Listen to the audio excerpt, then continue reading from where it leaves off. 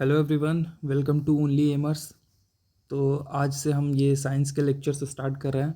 सबसे पहला चैप्टर है हमारा नाइन्थ केमिस्ट्री का पहला chapter, matter in our surroundings.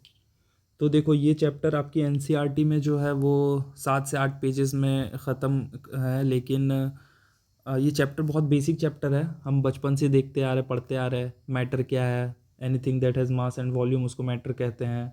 तो मैटर की प्रॉपर्टीज़ होती है, स्पेस होता है, तो इंटरमॉलिक्यूलर फोर्सेस होते हैं, अट्रैक्ट करते हैं।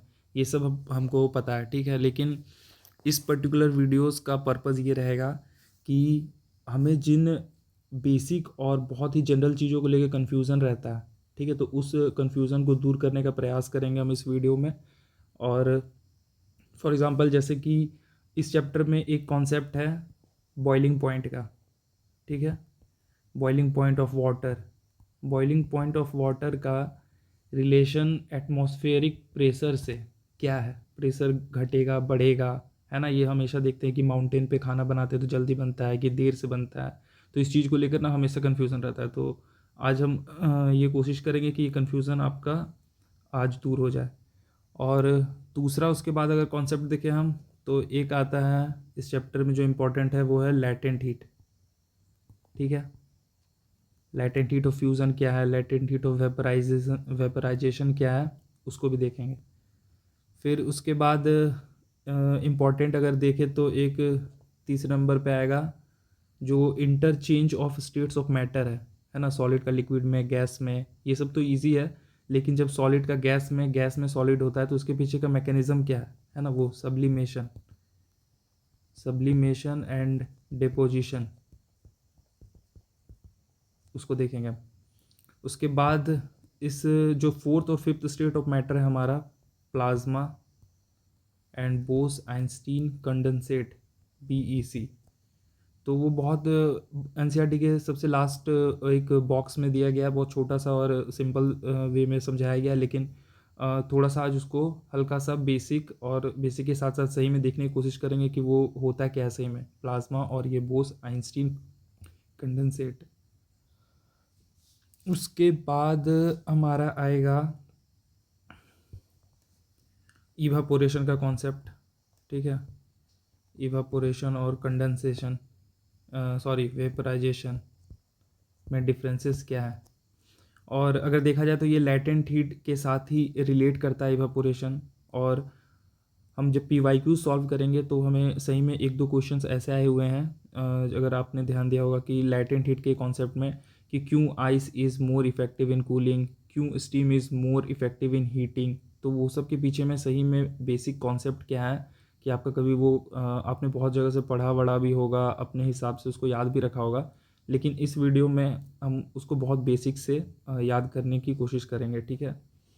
और उसके बाद अगर कुछ हम PYQ सॉल्व करने करते ही आपको एक आध ऐसे क्वेश्चंस मिलेंगे जहाँ पे एक कॉन्सेप्ट ये है कि अगर हम एडिशन ऑफ सॉल्ट या impurities, addition of salt in water, अगर हम वाटर में एडिशन कर रहे हैं सॉल्ट का, तो उसके बॉइलिंग पॉइंट पे क्या प्रभाव पड़ता है। सिमिलरली अगर हम आइस में कर रहे हैं तो उसके फ्रीजिंग पॉइंट पे क्या प्रभाव पड़ता है, ये भी हम देखेंगे, ठीक है। तो मिला जुला के बस यही 4-5 कॉन्सेप्ट है जो इस चैप्टर के सबसे इंपॉर्टेंट है, तो उसको देखेंगे, ठीक है। लेकिन चैप्टर अब चलो कुछ बेसिक हम देख ही लेते हैं कि मैटर होता क्या है और मैटर की प्रॉपर्टीज़ क्या है। सबसे पहले देखो, सबको पता है जो हमारा सारा यूनिवर्स में कोई भी सब्सटेंस हो, कोई भी हो, हम आप, कोई भी चीज़ें, कोई भी वस्तु, सब कुछ मैटर से बना हुआ है, ठीक है। तो मैटर क्या होता है कि matter is nothing but anything around you, ठीक है। Matter has mass and volume. Matter का मास होगा, मैटर का वॉल्यूम होगा, तो उसको मैटर कह देंगे, ठीक है। और एक चीज़ आप ये कर सकते हो कि मैटर बहुत ही छोटे छोटे पार्टिकल से बना हुआ है, ठीक है। छोटे छोटे पार्टिकल से बना हुआ है जिसको हम एटम कहते हैं, ठीक है। फिर वही एटम आगे के चैप्टर में हमें पता चलेगा कि एटम से भी छोटे छोटे चीज़ होते हैं, इलेक्ट्रॉन, प्रोटॉन, न्यूट्रॉन। तो ये हम बाद की क्लासेस में देख लेंगे जब बाद वाले चैप्टर में आएंगे। अभी सिर्फ आपको ये देखना है कि कोई भी मैटर बहुत ही टाइनी पार्टिकल से बना हुआ है। और एक चीज़ वो कि वो जो टाइनी पार्टिकल्स हैं वो नॉट कंटिन्यूअस, वो कंटिन्यूअस नहीं है, ठीक है, बट पार्टिकुलेट। कंटिन्यूअस नहीं है उससे कहने का मतलब ये है कि ऐसे नहीं है कि कोई परफेक्टली अरेंज्ड वे में एकदम क्या कहते हैं ये है, ये कहीं भी हो सकता है कि कहीं यहाँ पे हो, जैसे कि सॉलिड में ऑर्डरली वे में रहते हैं, ठीक है, लिक्विड में थोड़ा सा नॉन लीनियर फैशन में रहते हैं, और गैसेस में कहीं भी मतलब उनके बीच में स्पेसेस ज़्यादा रहते हैं, तो उसी का मतलब वो कंटिन्यूअस कहने के मतलब से यही यहाँ पे ये पता चल रहा है, ठीक है। चलो characteristic of particles of matter देखते हैं कि मैटर के जो वो पार्टिकल जिनसे बने हुए रहते हैं उनका कैरेक्टरिस्टिक क्या है, ठीक है। They have spaces between them, सबसे ज़्यादा स्पेस होता है गैस में, उसके बाद लिक्विड में, इसमें उसके बाद सबसे कम स्पेस होता है सॉलिड में। तो इसमें कोई रॉकेट साइंस है नहीं, सबको पता है कि सॉलिड में स्पेस कम है इसलिए वो सॉलिड है। लिक्विड में क्या होता है कि उसके particles can slip and slide over each other, जैसे कि अगर हम जब स्विमिंग करते हैं, है ना, तो हम स्विमिंग इसलिए कर पाते हैं क्योंकि लिक्विड के पार्टिकल्स में स्पेस है, और इतने इनफ स्पेस है कि हम उसको कट थ्रू कर सकते हैं। और सिमिलरली गैस में बहुत ज़्यादा स्पेस है ना, इसलिए तो अभी हवा बह रही है तो हवा के पार्टिकल्स बहुत ही दूर दूर के डिस्टेंस में अलाइंड होते हैं। दूसरा है कि दे आर कंटिन्यूसली मूविंग, ठीक है। और मूविंग, अगर वो पार्टिकल्स मैटर के पार्टिकल कंटिन्यूसली मूव कर रहे हैं, इसका एग्जांपल आप इससे पता चल सकते हो कि कभी भी हमारे घरों में अगर खाना बनता है, ठीक है, खाना बनता है तो खाना खाना बनने की जो महक होती है वो दूर से ही पता चल जाता है ना। तो उसके पीछे यही है कि जो पार्टिकल्स होते हैं सबसे ज़्यादा क्या होता है कि गैसेस के पार्टिकल सबसे ज़्यादा स्पीड से मूव कर रहे होते हैं, इसीलिए जब खाना बन रहा है वो वेपर बन रहा है तो हमें दूर से पता चल जाता है। सिमिलरली लिक्विड के भी पार्टिकल मूव कर रहे होते हैं, और उसके बाद सबसे कम पार्टिकल का मूवमेंट होता है सॉलिड में। इसमें एक है कि kinetic energy of particle is directly proportional to temperature, अगर हम टेम्परेचर बढ़ाएंगे तो काइनेटिक एनर्जी वो जो पार्टिकल्स हैं उनका बढ़ जाएगा। वही है वेपर वाला एग्जांपल आप ले सकते हो कि खाना बना रहे हैं तो हम एक तरह से टेम्परेचर दे रहे हैं, तो उसके पार्टिकल ज़्यादा स्पीड में ज़्यादा काइनेटिक एनर्जी के साथ वाइब्रेट करेंगे, और वाइब्रेट करेंगे तो वो ज़्यादा डिस्टेंसेस ट्रैवल करेंगे, ठीक है। उसके बाद तीसरा एक they attract each other, force of attraction. Force of attraction, जो पार्टिकल्स होते हैं वो पार्टिकल्स के बीच में वो कितनी कितनी दूरी पर हैं, वो कितने स्ट्रॉन्गर फोर्सेस से हैं, है ना। अगर स्ट्रॉन्गर फोर्स से रहेंगे तो उसको ओवरकम कर पाना उतना ही डिफ़िकल्ट होगा, जैसे कि सॉलिड में होता है। कोई भी आप सॉलिड ले लो, है ना, वो चाहे वो आयरन रॉड ले लो या फिर कोई भी सॉलिड को अगर आप मेल्ट करने की कोशिश करोगे तो उसके पार्टिकल्स के फोर्स ऑफ अट्रैक्शन को ओवरकम करने के लिए हमें ज़्यादा टेम्परेचर की नीड पड़ेगी। सिमिलरली लिक्विड में हमें कम पड़ेगी, और फिर गैसेस में हमें उससे भी कम पड़ेगी। तो ये सब काफ़ी कुछ बेसिक्स वाली चीज़ें हैं, आप जब नोट्स को पढ़ोगे तो नोट्स को पढ़ पढ़ करके आपके दिमाग में ये घुस जाएगा, ठीक है। लेकिन अब हम आते हैं आगे जो सही में काम वाली बात है और जिसमें सबसे कन्फ्यूज़न होता है, ठीक है। और यहाँ पे भी देख सकते हो आप स्टेट्स ऑफ मैटर में ये सॉलिड की definite shape, definite volume, highest density, ये इजी है, ठीक है, इसमें बहुत ज़्यादा टाइम स्पेंड करने की ज़रूरत नहीं है। मैं अब आपको बताता हूँ बॉइलिंग पॉइंट का कॉन्सेप्ट, ठीक है।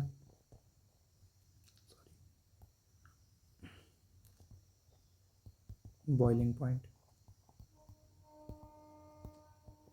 देखो, वाटर का ही कंसेप्ट लेंगे हम, रेफरेंस H2O का लेंगे, ठीक है। सबसे पहले तो आप एक ये समझो कि जो हमारा वाटर होता है, ठीक है, एक कॉन्सेप्ट है वेपर प्रेशर, ठीक है। वेपर प्रेशर क्या होता है?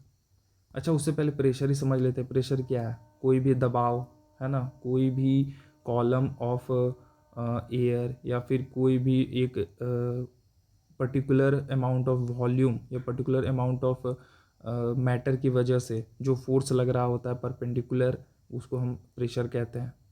तो जैसे कि एटमॉस्फेरिक प्रेशर एक टर्म है। एटमॉस्फेरिक प्रेशर क्या होता है कि हमारे चारों ओर हवा है, तो जो हवा हमारी अर्थ की सरफेस पे वेट, जो हमारी हवा हमारे अर्थ की सरफेस पे वेट, ग्रेविटेशनल वाला फोर्स जो लग रहा है वही क्या है? एटमॉस्फेरिक प्रेशर है, ठीक है। और एक चीज़ जो सी लेवल पर मीन सी लेवल पे हमारा वही एटमॉस्फेरिक प्रेशर जो है उसको हम 1 एटमॉस्फेरिक प्रेशर कहते हैं, ठीक है। 1 एटमॉस्फेरिक प्रेशर हमारा 10⁵ पास्कल होता है, ये भी आपको पता होना चाहिए। तो यही है कि एटमॉस्फेरिक प्रेशर एक ये हो गया कि जो हमारे चारों ओर हवा है उसके द्वारा जो प्रेशर या फोर्स एक्ट किया जा रहा है वो एटमॉस्फेरिक प्रेशर है, ठीक है। और ये जो वेपर प्रेशर है, अब दूसरे इस पे आओ आप, वेपर प्रेशर क्या है कि सपोज़ एक बीकर रखा हुआ है, ठीक है, बीकर में पानी रखा हुआ है, ठीक है। तो जो पानी है, इस पानी के जो मॉलिक्यूल्स हैं, वाटर मॉलिक्यूल्स, ये वाटर मॉलिक्यूल्स भी एक दूसरे पे प्रेशर एक्सर्ट करते हैं, उसी प्रेशर को ही हम वेपर प्रेशर कहते हैं। और वेपर प्रेशर क्यों, कि ये वाटर मॉलिक्यूल्स चाहते हैं कि हम अपने आप को वेपर में, गैसियस फॉर्म में कन्वर्ट कर जाए, ठीक है। तो एक तरह से वेपर प्रेशर हो गया कि desire of particles of water to get converted into vapour. और इसका एग्जांपल आप ऐसे सोच सकते हो कि आप खुद सोचो, हम कुछ एक्स्ट्रा हीट नहीं भी देते हैं, है ना, तो हमारे जो ड्राई क्लोथ्स होते हैं घर पे अगर पड़े हुए रहते हैं, अगर ड्राई क्लोथ्स अगर आपने कहीं ऐसे भी कहीं रख दिया रूम पे, तो वो ड्राई क्लोथ्स अपने आप ही सूख जाते हैं, है ना। तो सूख जाते हैं तो जो वाटर मॉलिक्यूल्स है कहीं ना कहीं वो वेपर में कन्वर्ट हो रहे हैं, है ना। तो हम अगर एनर्जी नहीं भी दे रहे हैं तो वो अपने सराउंडिंग से एनर्जी लेकर वो चाहते हैं कि पार्टिकल्स ऑफ वाटर कन्वर्ट हो जाए वेपर में। तो यही है वेपर प्रेशर सिंपल में, ठीक है। अब हम बॉइलिंग वाला कॉन्सेप्ट समझते हैं कि बॉइलिंग में होता क्या है। कि सपोज़ आप अर्थ के सरफेस में हो, ठीक है। अब अर्थ के सरफेस में हो और आप चाह रहे हो कि मुझे पानी गर्म करना है, ठीक है, पानी गर्म करना है, ये हम पानी गर्म करना। अब अगर हम पानी गर्म करना चाहते हैं तो आप इन जनरल ऐसा सोचो कि जो हम अगर अर्थ के सरफेस में हैं तो अर्थ के सरफेस में एक तरह से एटमॉस्फेरिक प्रेशर लग रहा होगा ऊपर से, है ना। एटमॉस्फेरिक प्रेशर, जो ये वायुमंडल है, ये क्या कर रहा होगा, ये एक एटमॉस्फेरिक प्रेशर लगा रहा होगा। तो ये अब एटमॉस्फेरिक प्रेशर लगा रहा है और हम क्या कर रहे हैं कि हम एक्स्ट्रा एनर्जी हीट देकर, है ना, हीट देकर एक्स्ट्रा एनर्जी इन पार्टिकल्स जो है ये वाटर के पार्टिकल्स, इनका हम वेपर प्रेशर इंक्रीज कर रहे हैं, ठीक है, वेपर प्रेशर। तो क्या होगा कि ऊपर से भी एटमॉस्फेरिक प्रेशर लग रहा है और नीचे से वेपर प्रेशर लग रहा है, ठीक है। तो अगर एक तरह से आप समझो कि कंपटीशन चल रहा है एटमॉस्फेरिक प्रेशर और वेपर प्रेशर के बीच में, तो जब ये वेपर, अगर एटमॉस्फेरिक प्रेशर ही ज़्यादा है, ठीक है, एटमॉस्फेरिक प्रेशर ज़्यादा है वेपर प्रेशर से, तो यार ये पार्टिकल्स ऑफ मैटर तो ये वेपर में कन्वर्ट हो नहीं पाएंगे, है ना, ये कंपटीशन जीत नहीं पाएंगे। तो हमारा वाटर क्या होता है, बॉइलिंग नहीं होगा, बॉयल नहीं होगा। बॉयल हो जाना क्या कि मतलब वाटर बॉयल हो जाना ताकि वो स्टीम में कन्वर्ट होके वेपर बन जाना, तो भी हमारा बॉइलिंग नहीं होगा।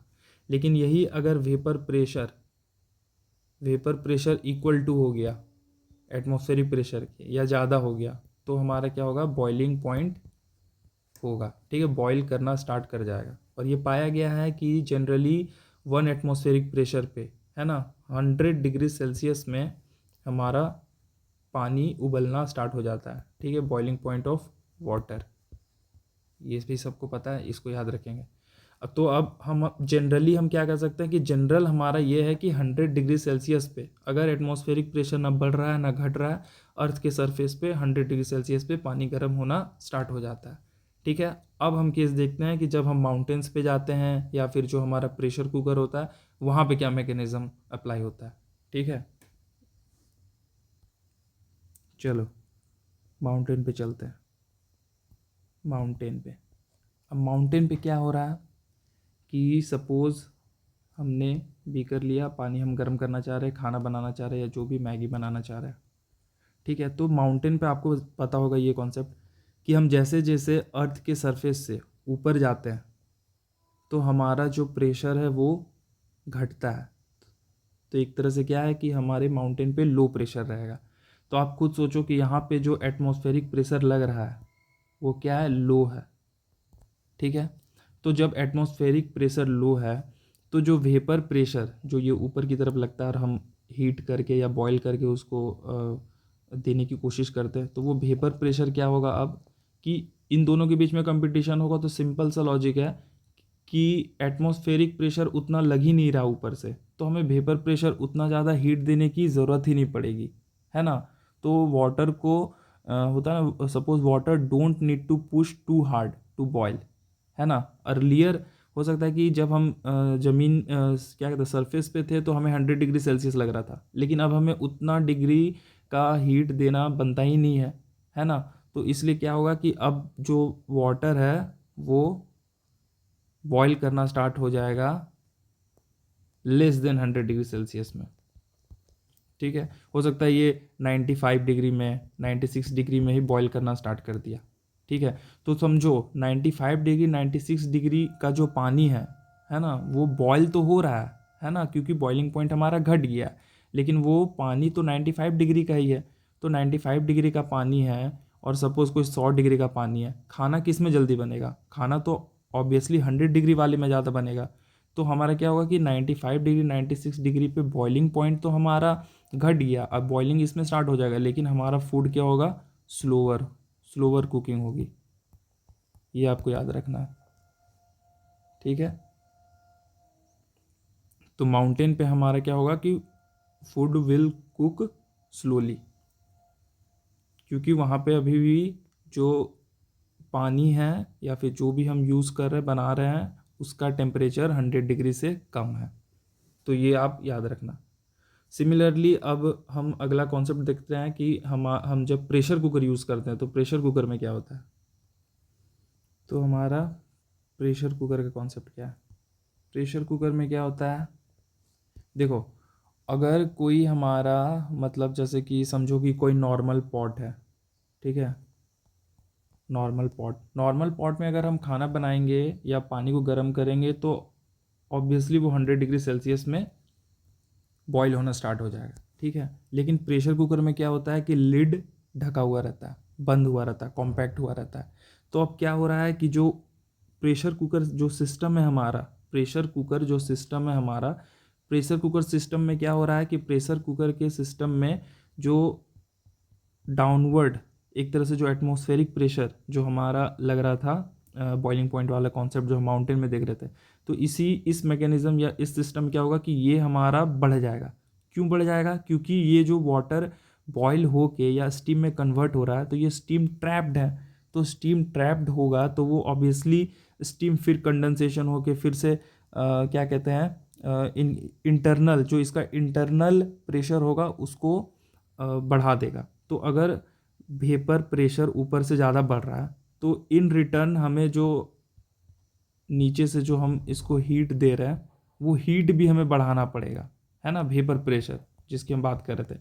तो एक तरह से इस मैकेनिज्म को हम बना कर क्या कर रहे हैं कि हमने पहले तो लिड बंद कर दिया, तो इससे क्या हुआ कि हम इसको हीट दे रहे हैं तो हीट कहीं बाहर नहीं जा पा रहा तो अल्टीमेटली इंटरनल प्रेशर को ही वो बढ़ा रहा। अब इंटरनल प्रेशर के बढ़ने की वजह से हमें उसको ओवरकम करने के लिए बॉइलिंग को बढ़ाने के लिए हमें क्या कहता है वेपर प्रेशर बढ़ाना पड़ रहा है।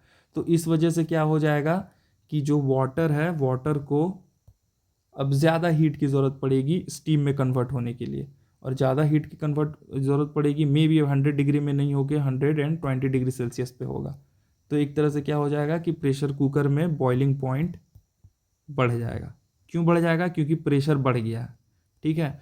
तो ये जो दो एग्जाम्पल थे, एक माउंटेन वाला और प्रेशर कुकर वाला, इससे यही इम्प्लाई होता है कि जो प्रेशर होता है ना, प्रेशर वो क्या है, directly proportional to boiling point of liquid या फिर वाटर, ठीक है। यही कॉन्सेप्ट है। ये दो कॉन्सेप्ट को आप बार बार एक बार थोड़ा बैक करके या पॉज कर करके सुन लेना, समझ लेना। उसके बाद बस ये आपको याद रखना है कि pressure is directly proportional to boiling point of water. ये याद रखोगे तो आपके जो भी PYQs होंगे या भी हम देखने वाले हैं वो आराम से ईजिली सॉल्व होंगे, ठीक है। चलो अब हम अगला कॉन्सेप्ट देखते हैं। अगला हम अब देखते हैं लैटेंट हीट, कि लैटेंट हीट क्या होता है। देखो, लैटेंट हीट क्या होता है कि the heat energy required to change the state of a substance state of a substance state of a substance without changing the temperature. कोई सॉलिड है उसको लिक्विड में, कोई लिक्विड है उसको गैस में, ये स्टेट चेंज होगा, ठीक है, चेंज होगा, लेकिन टेम्परेचर कांस्टेंट रहेगा। बहुत इंपॉर्टेंट है कि आपको ये याद रखना है कि टेम्परेचर हमेशा कांस्टेंट रहता है लैटेंट हीट के केस में। तो देखो अब एग्जाम्पल क्या है इसका। सपोज कि जब आप आइस को मेल्ट कर रहे हो, ठीक है, आइस मेल्ट हो रहा है वाटर में, तो आइस तो हमारा 0 डिग्री सेल्सियस पे है, सबको पता है कि पानी 0 डिग्री सेल्सियस पे फ्रीज होकर आइस बन जाता है। तो जब आइस, कभी आपने देखा होगा कि कभी आपने अगर फ्रीज़र से आइस निकाला और आइस निकाल कर किसी आप बर्तन में या कहीं पे रख रहे हो, तो जब वो मेल्ट हो रहा होगा तो वो जो वाटर में कन्वर्ट हो रहा होगा ना, वो वाटर भी 0 डिग्री सेल्सियस में ही रहेगा, है ना।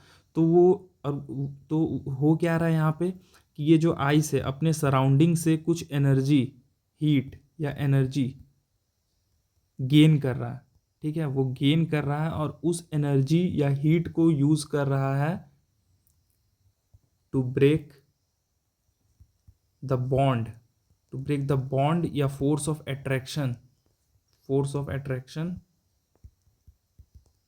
ऑफ द पार्टिकल्स, ठीक है।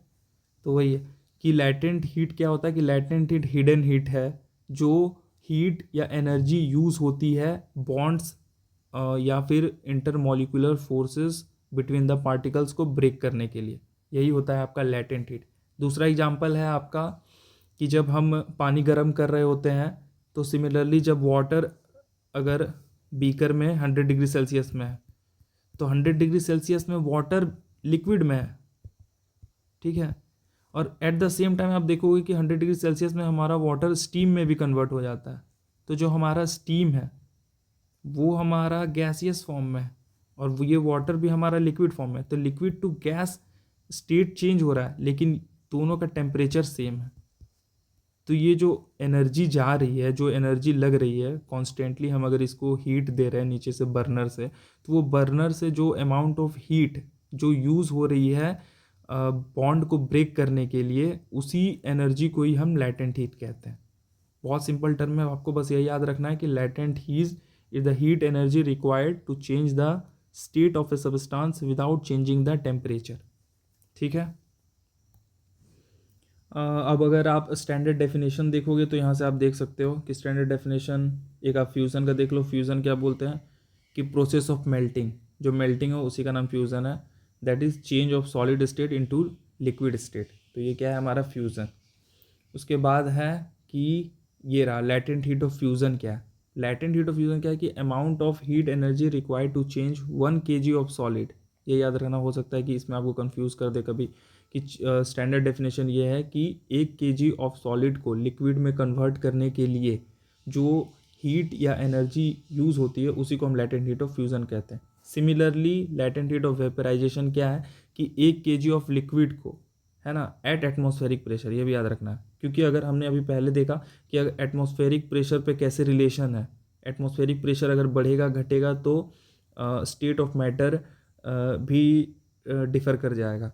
तो इसलिए क्या होता है कि एट इट्स बॉइलिंग पॉइंट, अगर 1 kg ऑफ लिक्विड को अगर हम कन्वर्ट करना चाह रहे हैं गैस में एटमॉस्फेरिक प्रेशर पे, तो उसको क्या कहते हैं, जो एनर्जी लगती है लैटेंट हीट ऑफ वेपराइजेशन कहलाती है, ठीक है। ये वाला कॉन्सेप्ट अभी हमने पहले देखा कि boiling point of water is directly proportional to pressure. चलो अब हम देखते हैं, sorry guys for the inconvenience, ये डॉगी मेरा पता नहीं क्यों भौंके जा रहा था। अच्छा ठीक है, कहाँ थे हम कि ये लैटेंट हीट वाला, चलो आपको समझ में आ गया कि लैटेंट हीट क्या होता है। वो हिडन हीट है कि स्टेट ऑफ सब्सटेंस को चेंज करने के लिए जो हमें एनर्जी रिक्वायर होती है उसको लैटेंट हीट कहते हैं, है ना, विदाउट चेंजिंग द टेम्परेचर। अच्छा एक दो अब स्टैंडर्ड डेफिनेशन भी देख लो। ये बॉइलिंग पॉइंट क्या होता है, temperature at which liquid starts boiling, ठीक है। और ये याद रखना है कि मिनिमम टेम्परेचर, ये याद रखना है कि यहाँ क्या होता है, minimum temperature at which liquid starts boiling at the atmospheric pressure, तो इसको बोलते हैं boiling point. Similarly melting point क्या होता है कि the minimum temperature at which a solid melt to become a liquid at room at atmospheric pressure, वो melting point होता है। अच्छा, अब एक इसमें इम्पॉर्टेंट ये changes in the states of matter है ना, ये थोड़ा देख लेते हैं कि कैसे चेंज होता है। तो देखो, ये तो बहुत थोड़ा इजी है कि सॉलिड स्टेट है, सॉलिड स्टेट से लिक्विड स्टेट जा रहा है, तो हम उसको एनर्जी या हीट देंगे, है ना। हीट और एनर्जी क्यों देंगे? क्योंकि देखो, अगर हीट और एनर्जी हम देंगे, हीट एनर्जी दे रहे हैं, ठीक है, एनर्जी दे रहे हैं, तो पार्टिकल्स ऑफ मैटर क्या करेंगे? वाइब्रेट करेंगे। अभी देखा था ना, टेम्परेचर बढ़ने पे क्या होता है कि उसकी काइनेटिक एनर्जी बढ़ जाती है, तो काइनेटिक एनर्जी बढ़ गई। अब काइनेटिक एनर्जी बढ़ गई तो वो पार्टिकल्स क्या करेंगे? जो लूजली पैक स्ट्रांगली या जिस फोर्स से भी अटैच थे, वो ब्रेक हो जाएगा। वो ब्रेक हो जाएगा तो धीरे धीरे क्या होगा कि वो मूवमेंट की वजह से, अगर सॉलिड है तो वो उसके पार्टिकल्स दूर दूर जाने लगेंगे, दूर दूर जा रहे रहेंगे, वो लिक्विड में कन्वर्ट हो जाएगा। सिमिलरली और दूर दूर दूर दूर दूर दूर जाने लगेंगे तो वो गैस में कन्वर्ट हो जाएगा। तो ये बहुत सिंपल है कि सॉलिड से लिक्विड और लिक्विड से गैसियस होता है। और सिमिलरली अगर हम उसको कूल करेंगे, ठीक है ना, गैसियस स्टेट को कूल करेंगे तो लिक्विड में हो जाएगा, लिक्विड स्टेट को कूल करेंगे तो सॉलिड स्टेट में हो जाएगा। ठीक है, ये काफ़ी बेसिक है। लेकिन जो इम्पोर्टेंट है ये वाला कि सॉलिड से गैस और गैस से सॉलिड, इसके पीछे का क्या कॉन्सेप्ट है। तो इसको थोड़ा देखते हैं, हल्का सा जल्दी जल्दी देख कर इसको थोड़ा सा भी क्लियर करेंगे। ठीक है, वेट। अच्छा, एक कॉन्सेप्ट ये है सब्लिमेशन और डिपोजिशन को पे जाने से पहले, कि जो हमारा वो होता है वाटर, सॉरी एक सेकेंड, वाटर आइस में कन्वर्ट होता है और आइस वाटर में कन्वर्ट होता है।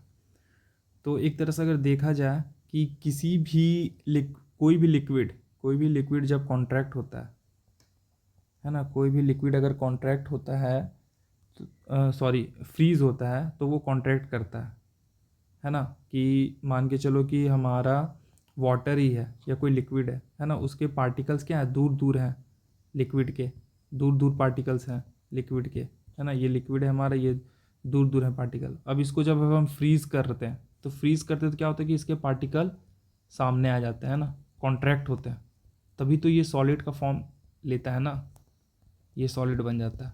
कॉन्ट्रैक्ट होता है कब? जब हम इसको फ्रीज़ करते हैं। ये हमारा रहा लिक्विड। लेकिन वाटर एक एक्सेप्शन है। वाटर के केस में क्या होता है कि जो हमारा लिक्विड वाटर है वो जब फ्रीज़ होता है तो वो कॉन्ट्रैक्ट नहीं होता है, ठीक है, लेकिन क्या हो जाता है? वो एक्सपेंड होता है वाटर के केस में, और तभी जाके इसलिए हमारा जो आइस है वो फ्लोट करता है वाटर में। अब इसके पीछे सही में और भी क्या रीज़न है एग्जैक्ट साइंटिफिकली, वो थोड़ा डिस्कस कर लेते हैं। कि सिंपल केस में ये होता है कि अगर लिक्विड को फ्रीज़ किया गया,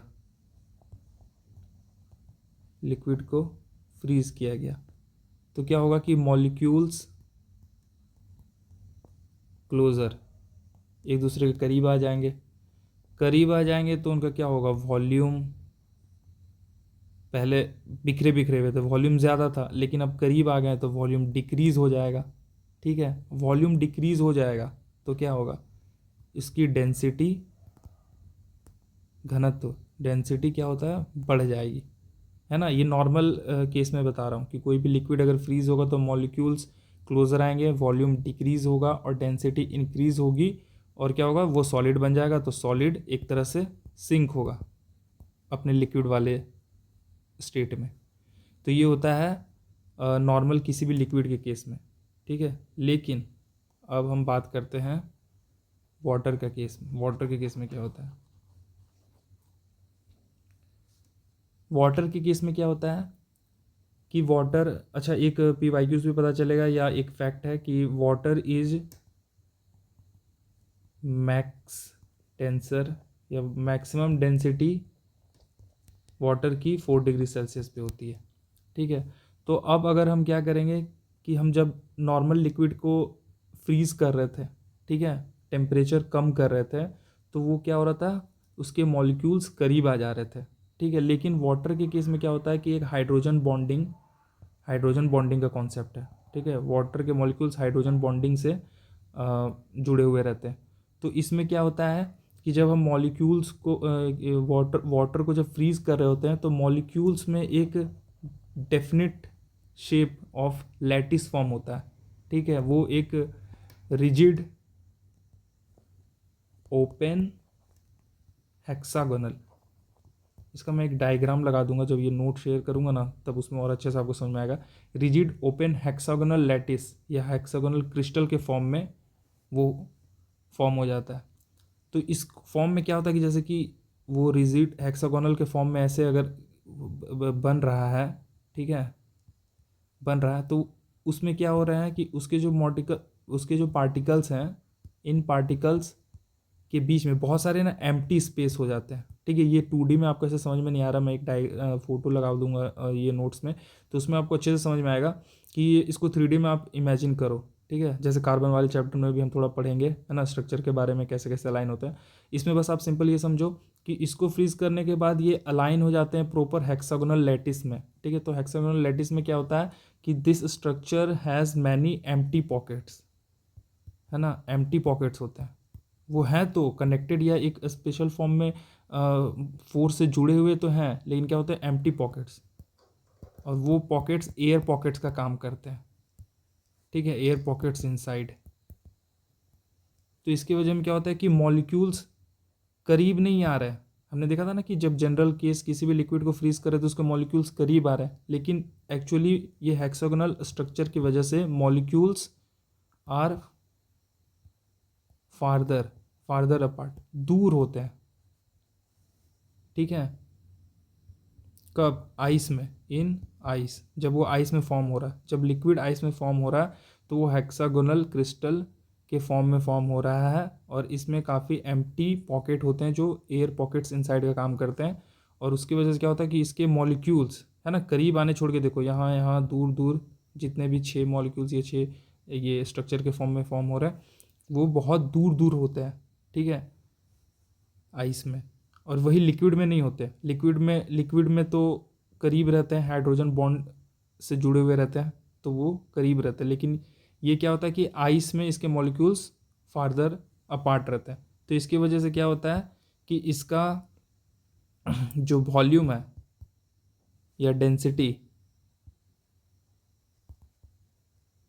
वॉल्यूम और डेंसिटी इस वॉल्यूम इसका बढ़ जाता है, क्योंकि दूर दूर हो गए हैं तो इसका वॉल्यूम बढ़ जाता है, लेकिन जो इसकी डेंसिटी होती है वो डिक्रीज़ हो जाती है। तो इसकी वजह से डेंसिटी डिक्रीज़ हो जाती है, तो ये फ्लोट करता है। और जब आप सिंपल बस ऐसे देखो कि जब ये फेनोमेना या फिर ये कॉन्सेप्ट लगने के बाद जब आइस फॉर्म हुआ, उसके पास वॉल्यूम ज़्यादा है लेकिन उसका मास तो सेम है ना। जितना मास ऑफ वाटर होगा उतना ही मास ऑफ क्या कहते हैं, जितना वाटर का मास होगा उतना ही आइस का भी मास होगा। तो मास तो सेम है लेकिन वॉल्यूम बढ़ गया, तो अल्टीमेटली क्या होता है, डेंसिटी इसकी घट जाती है, और इसी की वजह से ये फ्लोट करता है। तो ये कॉन्सेप्ट है इसमें, ठीक है। रिजिड ओपन हेक्सागोनल क्रिस्टल के फॉर्म में अलाइन होने की वजह से इसके मॉलिक्यूल दूर दूर होते हैं, और ये एक्सपेंड करता है एक तरह से, कॉन्ट्रैक्ट ना करने, फ्रीज करने की वजह से कॉन्ट्रैक्ट होना चाहिए लेकिन ये एक्सपेंड हो जाता है। चलो अब आते हैं सब्लिमेशन वाले टॉपिक पे। सब्लिमेशन क्या होता है हमारा कि डायरेक्ट चेंज ऑफ सॉलिड जब डायरेक्ट गैस में, ये रहा सॉलिड जब डायरेक्ट गैस में कन्वर्ट हो जाता है तो उसको हम सब्लिमेशन कहते हैं। और सही में ऐसा हो क्यों रहा है? ऐसा इसलिए होता है क्योंकि जिस भी सॉलिड का ये जो फेनोमेना हो रहा है, उस सॉलिड में वेरी लो इंटरमॉलिक्यूलर फोर्स होते हैं, ठीक है। तो उसके जो वो सॉलिड है उसके पार्टिकल्स के बीच में वेरी लो इंटरमॉलिक्यूलर फोर्स है। तो जब इसको हम थोड़ा सा भी हीट करते हैं, है ना, थोड़ा सा भी हीट करते हैं तो वो it gains enough energy to break free and directly converted into gaseous state. तो यही है कि डायरेक्ट चेंज हो रहा है सॉलिड का गैस में, और क्योंकि जिस सॉलिड का हो रहा है उसके पार्टिकल्स के बीच में इंटरमॉलिक्यूलर फोर्स बहुत ही कम होता है, तो जब हम इसको हीट करते हैं तो उस सब्सटेंस को इनफ एनर्जी मिल जाती है कि वो डायरेक्टली बिना लिक्विड में, है ना, लिक्विड में इसमें फॉर्म नहीं होता है, बिना लिक्विड में गए हुए गैसियस स्टेट में डायरेक्ट फॉर्म कर जाता है। ठीक है, तो इसको एक तरह से अगर आप एनालॉजी अगर आप समझना चाहोगे तो आप ऐसे समझ सकते हो कि सपोज़ कि बहुत सारे लोग हैं, है ना, बहुत सारे लोग हैं, है ना, और वो एक तरह से बहुत सारे लोग अपना हाथ पकड़े हुए हैं ना, पीपल हाथ को पकड़े हुए, होल्डिंग, है ना, पीपल लोग अपना हाथ को पकड़े हुए एक जगह पे कहीं पे खड़े हैं। ठीक है, तो अब क्या होगा कि अगर हम उसको ब्रेक करना चाहेंगे, है ना, मतलब अब बहुत ज़ोरों से टाइटली टाइटली उन्होंने ज़ोरों से पकड़ के रखा एक दूसरे का, तो अब हम इसको ब्रेक करना चाहेंगे तो स्लोली स्लोली ब्रेक होगा, है ना, ब्रेक स्लोली, धीरे धीरे ब्रेक होगा, क्योंकि वो बहुत ज़्यादा फोर्स है ना। तो ऐसा ही हो जाता है कि ब्रेक स्लोली स्लोली होगा, है ना। सॉलिड तो वैसे ही होता है, जैसे सॉलिड है तो वो बहुत ज़्यादा फोर्स रहता है तो वो फिर धीरे धीरे ब्रेक होकर लिक्विड में होता है, फिर धीरे धीरे ब्रेक होकर गैसियस में करता है। तो ये नॉर्मल केस में। लेकिन मान के चलो कि लोग हैं और वो लूजली लूजली होल्ड किए हुए हैं अपने हाथों को, है ना, बहुत ढीले ढाले होके ऐसे हाथ बहुत ज़ोरों से पकड़ा नहीं हुआ है। तो अब क्या होगा कि अगर अब जब हम इसको तोड़ने की कोशिश करेंगे ना तो वो सडनली ब्रेक हो जाएंगे। ठीक है, सडनली ब्रेक हो जाएंगे, सडनली ब्रेक होकर फ्री हो जाएंगे। और वही केस होता है सब्लिमेशन का, कि कोई सॉलिड है वो बहुत लूजली इंटरमोलिकुलर फोर्स है उनके पार्टिकल्स के बीच में, तो वो डायरेक्ट गैसियस स्टेट में कन्वर्ट हो जाते हैं।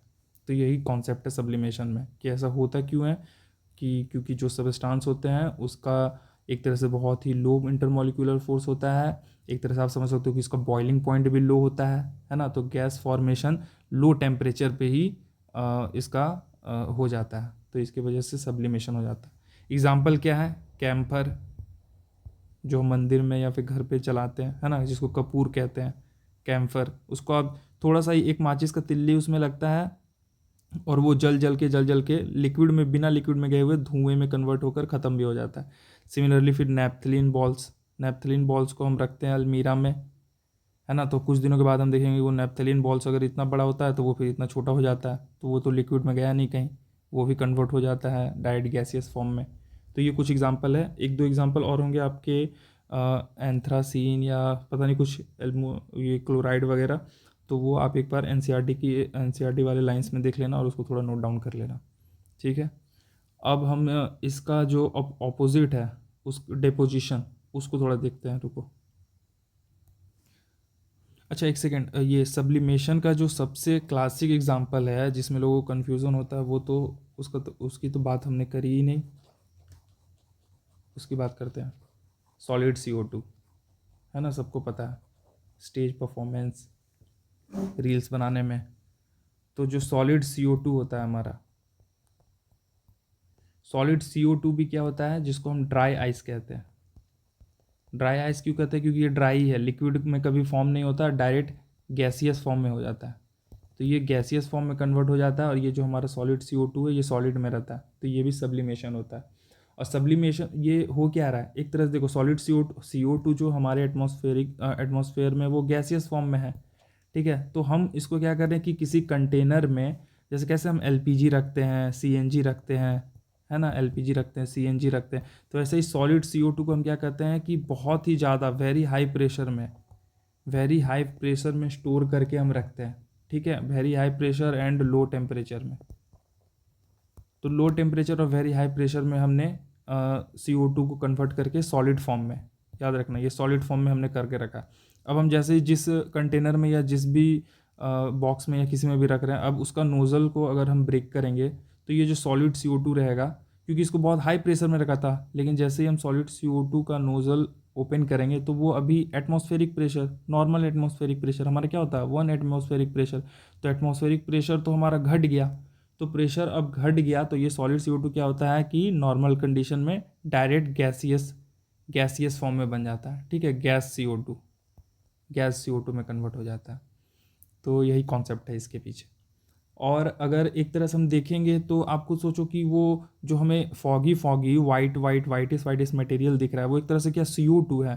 तो देखो वो CO2 एक तरह से वो है ही CO2, लेकिन वो जो हमें विजुअलाइज हो रहा है फॉगी टाइप का, वो हमें विजुअलाइज क्यों हो रहा है? क्योंकि आप ऐसे समझो कि जो ड्राई आइस है, ठीक है, जब हमने इसका नोज़ल खोला तो ड्राई आइस क्या है? वो CO2 गैस है ना यार। CO2 गैस ही जब हमने ये क्या कहते हैं सिलेंडर में रखा तो वो CO2 गैस ही है। तो जब ये CO2 गैस आया, क्या कहते हैं, और ये एक तरह से क्या है, ठंडा है बहुत, है ना। CO2 गैस कार्बोनेटेड ड्रिंक्स वगैरह में भी यूज़ करते हैं हम। तो CO2 गैस क्या होता है कि ये ठंडा है, तो ये क्या करेगा, जैसे ही ये एटमॉस्फेयर में रिलीज होगा तो ये एयर को कूल करेगा, ठीक है। अब एयर को कूल करेगा तो जो हमारी एयर है वो क्या हो जाएगी, उसमें वाटर वेपर है, तो वो वाटर क्या होगा, कंडेंसेट, वाटर वेपर का जो परसेंटेज है या वाटर वेपर का कंटेंट है वो कंडेंसेशन हो जाएगा उसका। तो वो कंडेंसेशन हो जाएगा तो यार वो फॉग के फॉर्म में अपीयर हो जाएगा, ठीक है यार। इसीलिए हमें फॉगी फॉगी वाइटिस वाइटिस टाइप का दिखता है गैसियस फॉर्म में। तो ये है सॉलिड CO2 वाला कॉन्सेप्ट। चलो अब एक एग्जांपल या एक कॉन्सेप्ट हम देख लेते हैं डिपोजिशन वाला, है ना। अभी हमने सॉलिड टू गैस देखा, तो अब गैस टू सॉलिड कैसे होता है। डिपोजिशन क्या है कि गैसियस स्टेट का डायरेक्ट सॉलिड में बन जाना, यही हमारा क्या है, डिपोजिशन। देखो डिपोजिशन, ये गैस को सॉलिड में हम कैसे कर सकते हैं कि जैसे गैस के पार्टिकल बहुत दूर दूर हैं, ठीक है। अब दूर दूर हैं तो इसमें अगर हम हाई प्रेशर देंगे, है ना, अगर इसको हम हाई प्रेशर के साथ करेंगे तो हाई प्रेशर अगर हम देंगे तो क्या होगा, ये स्क्वीज़ कर जाएगा, इसके जो भी पार्टिकल्स है ये स्क्वीजिंग हो जाएगी मॉलिक्यूल्स की, और मॉलिक्यूल्स क्या करेंगे, स्टिक कर जाएंगे, स्टिक टुगेदर। तो ये क्या करेगा, ये सॉलिड में फॉर्म हो जाएगा। यही बेसिक और सिंपल कॉन्सेप्ट है। लेकिन ये होता क्या है, उसका एग्जांपल लिख देख सकते हैं। एक एग्जांपल यहाँ पे लिखा हुआ है, देखो, फ्रॉस्ट फॉर्मेशन ऑन लीव्स। ठंडों के दिनों में क्या होता है, विंटर के दिनों में, कि आपने देखा होगा कि विंटर के दिनों में अक्सर रात में जो टेम्परेचर है वो काफ़ी ठंडा हो जाता है ना, below 0 degree Celsius, below 0 degree Celsius. तो अब हो क्या रहा है कि और ये हाँ लीव्स में रहते हैं, तो रात भर में जो लीव्स हैं पेड़ वेड़ के, तो पेड़ के पत्ते क्या हो रहे हैं कि इनका सरफेस टेम्परेचर 0 डिग्री सेल्सियस है या 0 डिग्री सेल्सियस से कम है। तो अब जो इसके आसपास की हवा है, ठीक है, अब इसके आसपास की जो हवा है उसमें देखो एयर में क्या होता है कि हमेशा वाटर वेपर कुछ ना कुछ अमाउंट में तो वेपर रहेगा ही रहेगा। तो जो वेपर है वो वाटर वेपर अब कंडेंसेशन होना चाह रहा है ना, क्योंकि टेम्परेचर ड्रॉप हो रहा है तो कंडेंसेशन होगा। तो जब कंडेंसेशन होना चाह रहा है तो कायदे से तो इसे लिक्विड में होना चाहिए था, ठीक है, वेपर को, है ना। गैस से पहले लिक्विड आते हैं फिर सॉलिड आते हैं, तो लिक्विड होना चाहिए, लेकिन लिक्विड नहीं हो पाता है क्योंकि जो टेम्परेचर है लीव्स में वो अभी भी बहुत फ्रीजिंग पॉइंट में है ना, माइनस डिग्री में। तो डायरेक्ट लिक्विड में ना होकर ये क्या होता है, सॉलिड में हो जाता है, और वही हमें सॉलिड आईसी पार्टिकल्स या आईसी क्या कहते हैं, फ्रॉस्ट के फॉर्म में दिखता है। तो ये डिपोजिशन वाला कॉन्सेप्ट है कि इसमें हाई प्रेशर अगर हम करेंगे अप्लाई तो उसके मॉलिक्यूल्स स्क्वीज़ करके स्टिक टुगेदर हो जाएंगे, वो सॉलिड में कन्वर्ट हो जाएगा। और इसका एग्जांपल ये क्या हो रहा है कि ठंड के दिनों में जो पेड़ की पत्तियां होती हैं उनका surface temperature already 0 degree Celsius से कम होता है, और वाटर वेपर का जब कंडेंसेशन होना रहता है तो वो लिक्विड में ना कन्वर्ट होकर सॉलिड में डायरेक्ट कन्वर्ट हो जाता है, ठीक है। चलो अब आगे हम देख लेते हैं, कौन सा देखें अब, कौन सा, अच्छा हाँ, ये फोर्थ और fifth state of matter. Fourth और फिफ्थ स्टेट ऑफ मैटर, ये जो प्लाज्मा है हमारा और ये बोस आइंस्टीन कंडेंसेट, इसके बारे में देखें। सबसे पहले देखो प्लाज्मा के बारे में पढ़ते हैं कि प्लाज्मा सही में होता क्या है और प्लाज्मा ये फॉर्म कैसे होता है ना, ये है क्या। तो आप इसको ऐसे समझ सकते हो कि आप मान के चलो, प्लाज्मा का एग्जांपल क्या है, अगर आपने पढ़ा होगा एनसीईआरटी बॉक्स में तो उसमें लिखा हुआ ना कि जो हमारा CFL बल्ब है वो एक प्लाज्मा का एग्जांपल है। तो इसमें होता क्या है कि प्लाज्मा इज़ नथिंग, मतलब एक तरह से आप ऐसे समझ सकते हो कि जो प्लाज्मा है वो क्या है हमारा, कि गैस पार्टिकल्स, गैस पार्टिकल्स में जब electricity plus electricity inside them,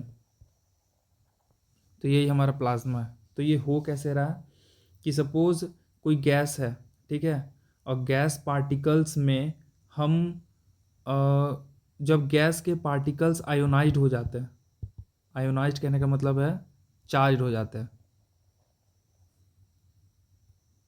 तो उसी को हम प्लाज्मा कहते हैं। और ये होगा कैसे, हम कैसे कर सकते हैं आयोनाइज्ड गैस के पार्टिकल्स को? तो इसका आप एक कॉन्सेप्ट समझो कि समझो कि जब, अच्छा हाँ, कोई भी एटम्स या कोई भी पार्टिकल्स वो चार्ज कैसे होते हैं? जब उसके एटम से इलेक्ट्रॉन या तो गेन हो जाए, है ना, इलेक्ट्रॉन जो है या तो गेन हो जाए या लूज हो जाए, ठीक है, तभी चार्ज हो जाएगा। नहीं तो ऐसे तो न्यूट्रल रहता है कोई भी एटम या कोई भी मैटर या कुछ।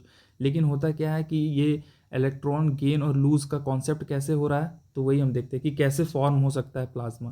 तो इसके फॉर्मेशन के ना 2-3 टाइप हैं जिससे फॉर्म हो सकता है प्लाज्मा। पहला देखो आप कि अगर हम बहुत high, enormous amount of high heat, ठीक है, किसी गैस में इंटर कर रहा है, ठीक है, high high amount of heat, तो क्या होता है कि जो एटम्स होते हैं ना वो बहुत स्पीड में मूव करने लगते हैं। एटम्स मूव वेरी फास्ट, और इतना फास्ट करते हैं कि इलेक्ट्रॉन ही ना गेट आउट, कि उनके एटम से ना कुछ इलेक्ट्रॉन ही बाहर हो जाते हैं। तो जब इलेक्ट्रॉन बाहर हो गए तो क्या हो गया, ये आयोनाइज्ड हो गया, चार्ज्ड हो गया। तो यही क्या है, हमारा प्लाज्मा है। दूसरा है कि अगर हम हाई हीट की जगह पे अगर बहुत स्ट्रॉन्ग इलेक्ट्रिकल फील्ड, ठीक है, स्ट्रॉन्ग इलेक्ट्रिकल फील्ड या इलेक्ट्रिसिटी उसमें दे, तो इसमें भी क्या हो जाता है कि जो इलेक्ट्रॉन है रिप्ट ऑफ, इलेक्ट्रॉन इसमें भी बाहर आ जाते हैं। तो जब भी बाहर आ जा रहा है इलेक्ट्रॉन, घट रहा है या कम हो जा रहा है, तो क्या होता है, वो आयोनाइज या चार्ज हो जा रहा है। तीसरा एक और है कि अगर किसी गैस पे अगर हम कोई सर्टेन रेडिएशन, है ना, रेडिएशन जैसे कि यूवी, एक्सरेज, इलेक्ट्रोमैग्नेटिक रेडिएशन अगर हम उस पे एंटर करवाते हैं, तो इस केस में भी क्या हो जाते हैं, आयोनाइज्ड हो जाते हैं gaseous particle, ionised gas particles. तो ये 2-3 वजह से क्या होता है कि गैसियस पार्टिकल्स में, एक तरह से मैंने यही बताया कि प्लाज्मा क्या है, gas particles plus electricity inside them. तो गैसियस पार्टिकल में जब हम हाई हाई हीट कर रहे हैं, जब यह स्ट्रॉन्ग इलेक्ट्रिसिटी या इलेक्ट्रिकल फील्ड उसको वो दे रहे हैं, और फिर तीसरा रेडिएशन अल्ट्रावायलेट या एक्सरेज जब उस पर गुजर रही है, तो उसके गैसियस के पार्टिकल क्या हो जाते हैं, अल्टीमेटली आयोनाइज्ड हो जाते हैं, ठीक है। और एक तरह से हो क्या रहा है इसमें कि जैसे कि गैस को दिया हमने ना, गैस हीट हुआ, फिर एक तरह से एटम्स जो हैं उसके वाइब्रेट होने लगे, ठीक है, वाइब्रेट हुए तो इलेक्ट्रॉन बाहर हो गया, इलेक्ट्रॉन बाहर हुआ तो क्या हुआ, ये फ्री फ्री इलेक्ट्रॉन हो गया, या फिर वो क्या कहते हैं, आयोनाइज्ड हो गया, पॉजिटिव या नेगेटिव आयंस बन गए, तो ये आयोनाइज्ड हो गया।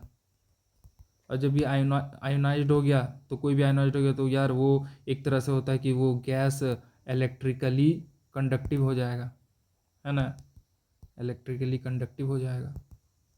तो यही हमारा प्लाज्मा होता है।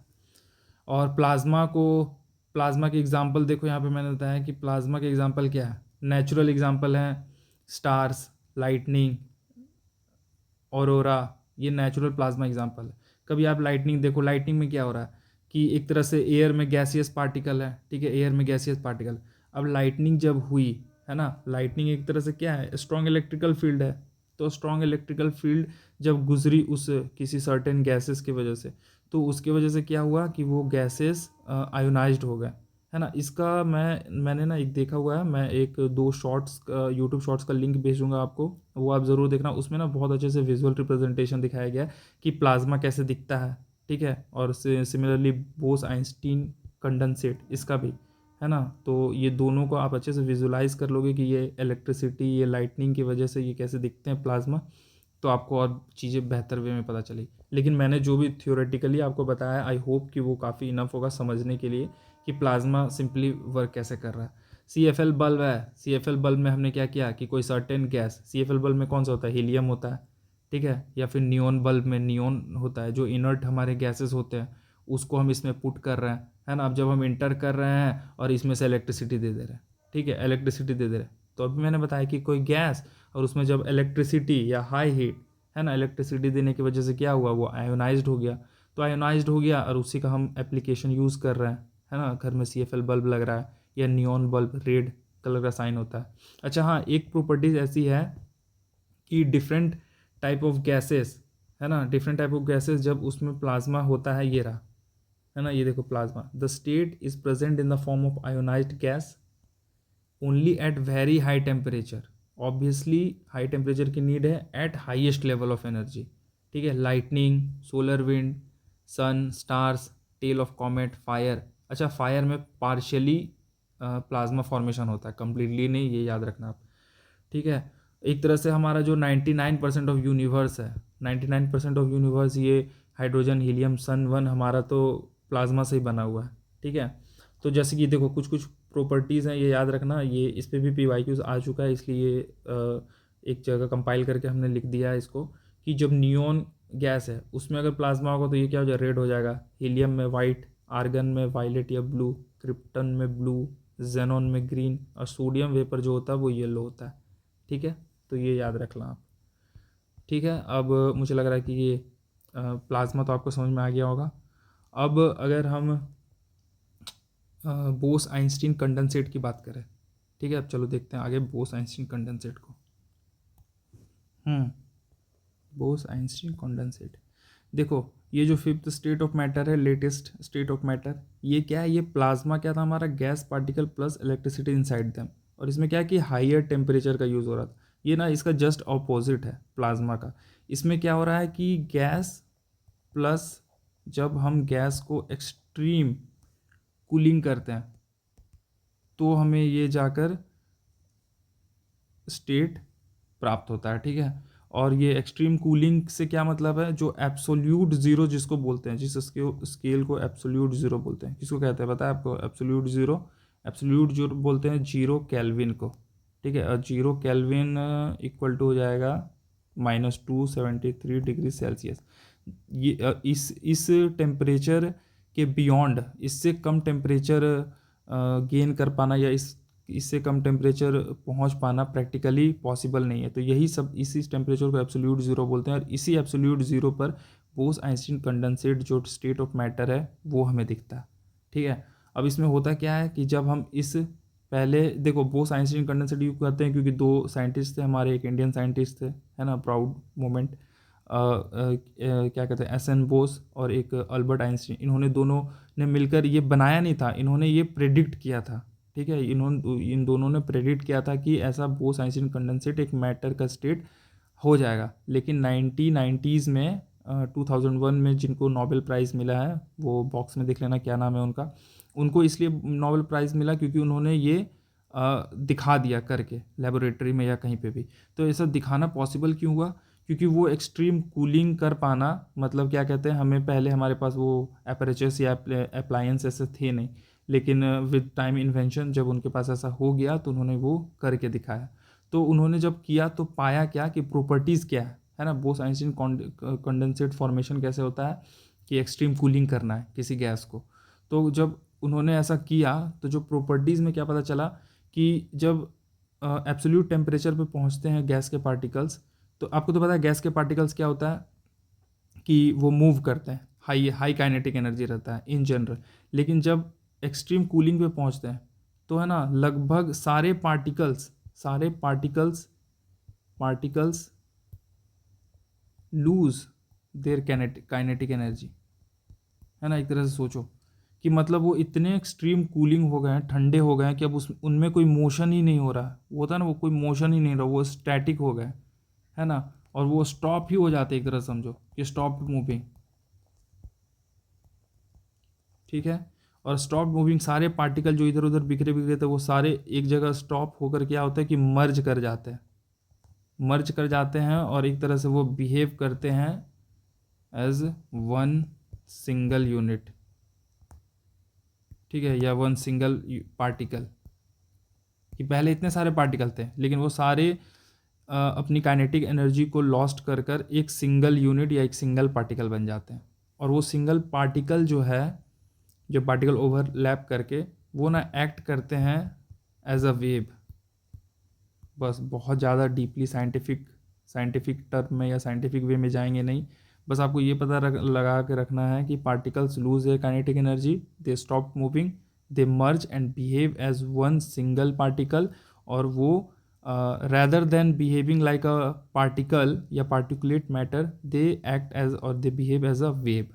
ठीक है, तो ये आपको याद रखना है कि वे वेव की तरह बिहेव करते हैं। फिर इसके अंदर अगर हम और डीप रिसर्च करना चाहते हैं, वो शायद अब 9th केमिस्ट्री के लेवल से परे हैं, तो इसमें क्वांटम है ना, क्वांटम लेवल का फिर कॉन्सेप्ट आता है, तो वो आई डोंट थिंक कि वो नेसेसरी है यहाँ पर। लेकिन आप बस इतना समझो कि जो प्लाज्मा होता है हमारा, वो क्या होता है कि सुपर हॉट आयोनाइज्ड गैस। लेकिन जो हमारा बोस आइंस्टीन कंडेंसेट है, वो हमारा क्या है, सुपर कोल्ड है ना, ऑपोजिट है, सुपर कोल्ड और यूनिफाइड होता है ना, यूनिफाइड एटम्स। तो बस आपको यही याद रखना है, ठीक है।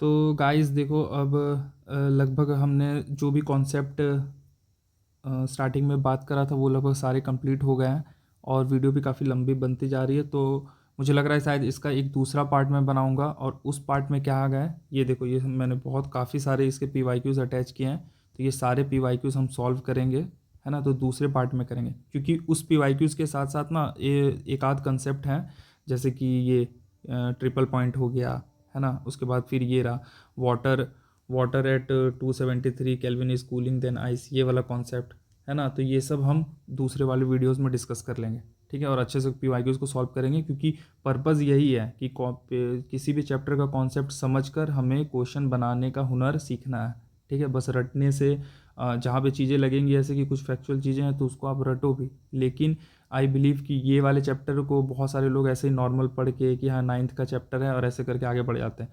लेकिन मुझे ऐसा लगता है कि क्या कहते हैं, इसमें 2-3 चीज़ें यही जो हमने डिस्कस करा आज, ये स्टेट वाला हो गया या लैटेंट हीट का कॉन्सेप्ट हो गया, कुकर, प्रेशर कुकर, माउंटेन पे जाने पे, सब्लिमेशन, डेपोजिशन, है ना, और 2-3 कॉन्सेप्ट जो मैं अभी वो अगली वाली वीडियो में डिस्कस करेंगे उसमें क्लियर कर दूंगा, ठीक है। कि सपोज़ मान के चलो कि कोई पानी है, अब पानी में हम इम्प्यूरिटीज़ मिक्स कर रहे हैं, तो उसका बॉइलिंग पॉइंट बढ़ेगा या घटेगा, ठीक है। सिमिलरली अगर कोई आइस है ना, अब आइस में हम इम्प्यूरिटीज़ ऐड कर रहे हैं या सॉल्ट ऐड कर रहे हैं, तो उसका फ्रीजिंग पॉइंट बढ़ेगा या घटेगा, है ना। ये काफ़ी अच्छे क्या कहते हैं कॉन्सेप्ट है, इसको PYQs के साथ साथ सॉल्व कर करके नेक्स्ट वीडियोज़ में क्लियर करेंगे, ठीक है। तो अभी आप इसको दोबारा देखना, और ऑनेस्टली बोलूँ तो हो सकता है कि कहीं कहीं पे आपको चीज़ें नहीं समझ में आ रही होंगी, है ना, कहीं फिर से डाउट आ रहे होंगे, तो आप पॉज कर करके कोशिश करना कि मैंने जो भी बोला है उसको थोड़ा या तो कम स्पीड में, या फिर अगर आपको स्लो लग रहा है तो स्पीड बढ़ा कर देख लेना और कोशिश करना, ठीक है। और फिर भी अगर आपको डाउट हो तो आपको अच्छे से पता है कि हमने जो ID दे रखी है, आप वहाँ पे आराम से अपना डाउट पोस्ट कर सकते हो कि हाँ मुझे ये वाला चीज़ फिर से अगर नहीं समझ में आया या फिर कुछ डाउट हो रहे हैं, तो आप प्लीज़ वो पोस्ट कर देना। हम कोशिश करेंगे एज सुन एज़ पॉसिबल उसको एड्रेस करने का, ठीक है गाइस। चलो, थैंक यू।